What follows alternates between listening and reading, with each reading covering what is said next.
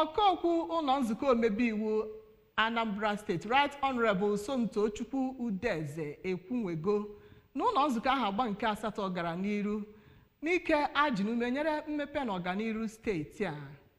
O kwere nkwa n'oge ụka pụrụ iche bụ ka ịtụ mmamma nke achịkọbara na Cathedral Church of St. Faith Ọka maka ncheta afọ abụọ nke ụlọ nzukọ ahụ agba nke asatọ ya bụ nke ndị gara ya gụnyere ndị omebe iwu, ndị ọchịchị gọọmenti tinyere ndị ukwu ndị ọzọ dị iche iche.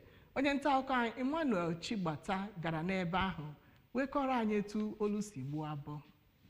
Okwupụta okwu steeti a bụ Right Honorable Udeze kelere Chineke maka mmemme nke ịgba afọ abụọ nke 8th Assembly mere ma kọwaa na ụlọọrụ omebe iwu nke steeti a bụ nke nwere nnukwu mmekọrịta n'ebe gọọmenti steeti a nọ bụ nke na-eweta agamnihu. O kelere ndị omebe iwu maka agbamụ mbọ ha nakwa ichi ụlọ abalị n'ihu na ha na-arụ ọrụ ha dịka ndị omebe iwu ma too aka na-achị steeti a maka ezi ndu ya bụ nke na-ewepụta agamnihu n'obodo dịgasị iche iche dị na steeti a.